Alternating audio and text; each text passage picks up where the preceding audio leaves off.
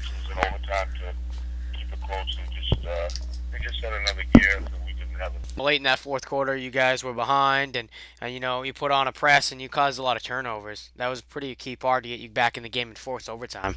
Yeah, we have that dimension this year, and probably end up using it a little bit more. It seems to get us going and get some open shots in transition, and so it's a weapon for sure with personnel we have, and so we're going to keep doing it. I think we forced 19 turnovers yesterday. Harvey Melmed, just talk about him and how him and Cam Archer, are continuing to step up game in and game out for you. Yeah, he's had two strong games the last two games, and picking up where I expect him to be. Had a really good, strong finish, and last year as a sophomore, and he's a two-way player that can get it done on the court.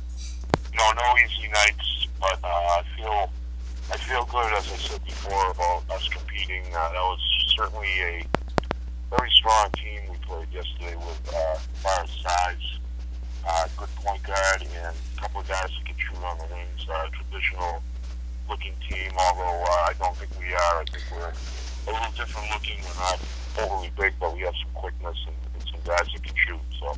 Yeah, Tyler Brooks, I know he's a tough player. He guarded Garrett Libby all night. I talked to Coach Terry, and he said that he did a good job defensively. Is there anything when you guys? I don't know if you guys play them again, but if you do play them again, is there some other ways you're going to try to get Garrett open? Well, yeah, we need to screen and get him open looks. I mean, Tyler Brooks probably had 3 inches on him, and he's very long, and his thing was to not give Garrett any space, which Garrett doesn't need a lot of space, and seems like his feet are always set pretty well to get a shot off, but against a kid like that, as long and athletic, there's not many kids in the league like that, so, but we need to, guys need to know that Garrett is a big option for us and get him into open space. I think in transition it kind of helped us. He started to come on at the end of the game. But I thought Garrett did an excellent job also on Tyler Brooks. Brooks scored 6 of his points in the overtime, and so Garrett has certainly done his part as a two-way player yesterday. Caribou's had a good start to the season. I believe they're 2-0 at this point. I know you probably starting to look over the game plan. Just talk about how tough that's going to be to play another tough team from up north. Yeah, we haven't had much luck with them in 2 years, like 2+ years. And obviously haven't played them yet this year, but it seems to me right now that they're up the top of the list there. They look like they're high-powered. Seem to be playing a little different style than they have in the past, where I think they're going to be a quick team in transition and probably press, and got an outstanding scorer in Dane Savage.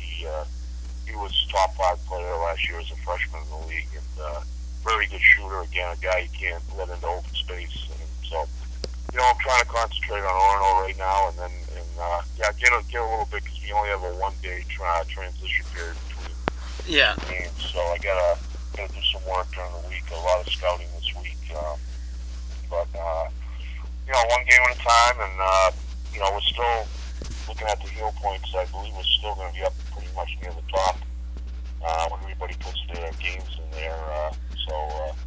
We've beaten 2 good teams, and we certainly had a chance to win yesterday. My guys hung in there. I think we were down 8, maybe in the fourth quarter, and started to get some momentum going and force some shots by Presque Isle that might not have wanted to take, but it got us back in the game and started hitting some shots from outside. And so, it's a mix and match, and throw everything at them in the game that we can, that we practice. We're multi-dimensional, and, we have to, if we're behind, we're going to pressure, and if we feel we can pressure teams that we can, we're going to do that too. But, you got to plan the game out and stay out of foul trouble, and, not having Garrett in overtime certainly was a big hurt. I think he made the basket, the play they call the trudge on, and we were down 2, and he drove, call could have probably gone either way, and he made the shot, and it was the game. In overtime, I know you need a lot of other players to step up in order to be successful throughout the whole season. I just talk about some of those key guys that you really need to continue to build and try to get some more balance throughout. If Garrett does foul out, that you'll be able to be successful. Well, yeah, we've got I got another senior kid who's a tri-captain, Eddie Ganella. He's a solid defender. He's looking to get some offensive power going there. He's looking to do some things offensively. Cam obviously has to. Cam Archer obviously has to be solid night in and night out. Rodrigo Sertucci, he's been up and down offensively, but certainly defensively, he's really set the tone for us. He's an aggressor. Got a kid coming back off of injury, Brian Dunn. And he played about 11 minutes yesterday. He's a guard, a lucky guy. He's a lot like Rodrigo. He's exciting. He's aggressive. So he's going to be back in the mix this week, and he will certainly help us.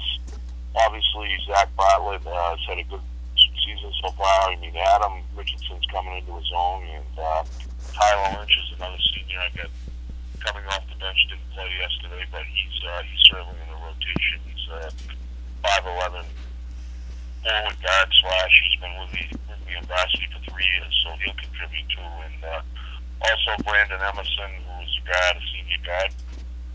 Very good shooter. We try to space him to the corner, and he's definitely got a 3-point arsenal that we're trying to unload too. So we've got 9, 10, 11 guys deep, trying to see who's on. You never know who's going to be on each night, but obviously we go through Garrett. So